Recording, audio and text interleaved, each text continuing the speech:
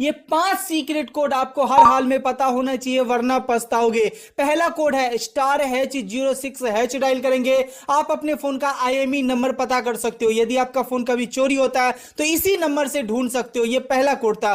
दूसरा code dial करना *#07# dial करेंगे आप अपने फोन का रेडिएशन चेक कर सकते हो, कितना आपके फोन से रेडिएशन निकल रहा है। 1.6 किलोवाट से कम होना चाहिए, ज्यादा है तो आपके हेल्थ के लिए सही नहीं, आप अपने फोन को चेंज कर दीजिएगा।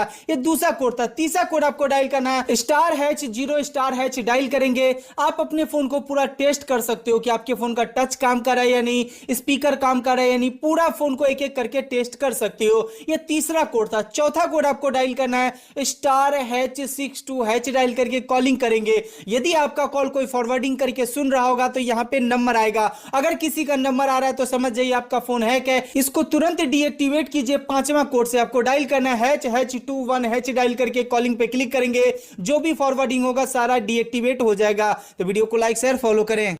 दोस्तों आपके पास किसी भी